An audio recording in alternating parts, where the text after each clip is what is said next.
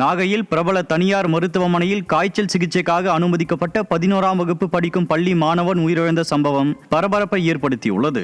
ஊசி மாற்றி போட்டதால் மாணவன் உயிரிழந்ததாக கூறி மருத்துவமனையை முற்றுகையிட்டு உறவினர்கள் போராட்டத்தில் ஈடுபட்டுள்ளனர். நிர்வாக திறனற்ற மாசுவின் சுகாதாரத்துறை தனியார் மருத்துவமனைகளில் முறையாக ஆய்வு செய்து உண்மையை கொண்டு வருவார்களா அல்லது வழக்கம் போல் ஆழ்ந்த கும்பகர்ண நிலைக்கு சென்று விடுவார்களா என்று மக்கள் கேள்வி எழுப்பியுள்ளனர்.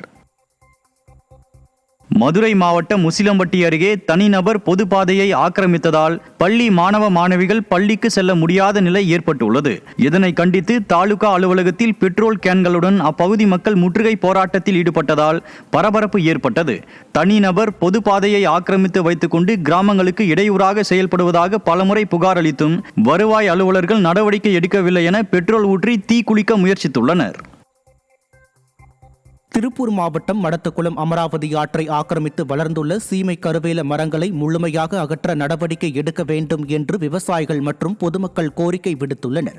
பல ஆயிரக்கணக்கான ஏக்கர் நிலங்களின் பாசன ஆதாரமாகவும் லட்சக்கணக்கான உயிரினங்களின் குடிநீர் ஆதாரமாகவும் இருக்கும் ஆற்றில் கழிவுநீர் கலப்பது, மீன்கள் செத்து மிதப்பது, ஆகாய தாமரை பரவி இருப்பது என அதன் அடையாளத்தையே இழந்திருப்பதாகவும் இத்தகைய நிர்வாக சீர்கேடுகளுக்கு உள்ளாட்சி நிர்வாகங்களே காரணம் என விவசாயிகள் குற்றம் சாட்டியுள்ளனர்.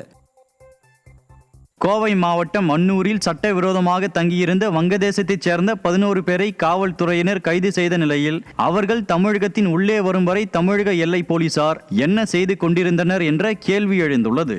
கைது செய்யப்பட்ட அனைவரும் வங்கதேச அகதிகள் முகாமில் ஒப்படைக்கப்பட்டுள்ள நிலையில் அன்னூர் பகுதியில் செயல்படும் தனியார் ஆலை ஒன்றில் பணியாற்ற சட்டவிரோதமாக கடல் வழியாக அழைத்து வரப்பட்டது தெரிய வந்துள்ளது. விடியாத திமுக ஆட்சியில் ஏஜென்ட்டுகள் மூலம் வெளிநாட்டவர்கள் சட்டவிரோதமாக அழைத்து வரப்படுவது தொடர்கதையாகி உள்ளதாக மக்கள் குற்றம் சாட்டுகின்றனர்.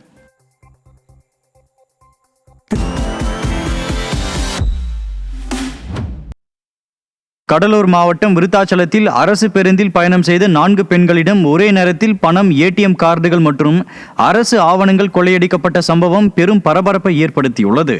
விடியாத திமுக அரசின் கீழ் பட்டப்பகலில் மக்கள் நடமாட்டம் மிகுந்த பேருந்துகளிலேயே துணிச்சலாக கொள்ளை நடப்பது பொதுமக்களிடையே அச்சத்தை அதிகரித்துள்ளது. சட்டம் ஒழுங்கை காக்க தவறிய முதலமைச்சர் ஸ்டாலினின் திறனற்ற நிர்வாகமே இத்தகைய குற்றங்களுக்கு காரணம் என பாதிக்கப்பட்ட மக்கள் ஆவேசமாக குற்றம் சாட்டுகின்றனர். மதுரை மாவட்டம் மேலூர் அருகேயுள்ள முருகப்பெருமானின் 6ஆம் படை வீடான பழமுதிர் சோலை ஆலயத்தில் தைப்பூசத்தை முன்னிட்டு 7ஆம் நாள் விழா வெகு விமர்சையாக நடைபெற்றது. பல்லக்கில் முருகப்பெருமான் எழுந்தருளி வீதியுலா வந்து பக்தர்களுக்கு அருள் பாலித்தார். திரளான பக்தர்கள் கலந்து கொண்டு அரோகரா அரோகரா என பக்தி பரவசத்துடன் கோஷமிட்டு சுவாமி தரிசனம் செய்தனர். தமிழக பொறியாளர்கள் மற்றும் வேளாண் அலுவலர்களுக்கும் சம விகித ஊதியம் வழங்கப்படும் என்ற தேர்தல் வாக்குறுதியை நிறைவேற்ற கோரி திமுக அரசுக்கு எதிராக தமிழ்நாடு பொறியாளர் கூட்டமைப்பு மற்றும் தமிழ்நாடு அரசு வேளாண்மை பட்டதாரிகள் சங்கத்தினர் சார்பில் கோவை மாவட்ட ஆட்சியர் அலுவலக வளாகத்தில் கவன ஈர்ப்பு ஆர்ப்பாட்டம் நடைபெற்றது. இதேபோல் திருப்பூர் மாவட்ட ஆட்சியர் அலுவலகத்தில் 7வது ஊதிய குழுவின்படி ஊதியத்தை வழங்கிட வேண்டும், தேர்தல் கால வாக்குறுதியை நிறைவேற்ற வேண்டும் உள்ளிட்ட கோரிக்கைகளை வலியுறுத்தி கவன ஈர்ப்பு ஆர்ப்பாட்டம் நடத்தப்பட்டது. ஆட்சிக்கு வர வேண்டும் என்ற ஆத்திரத்தில் வாக்குறுதிகளை அள்ளி வீசி வாக்குகளை பெற்றுக்கொண்டு ஆட்சிக்கு வந்த விடியாத திமுக அரசு மக்களை திண்டாட வைப்பதாக போராட்டக்காரர்கள் குற்றம் சாட்டினர்.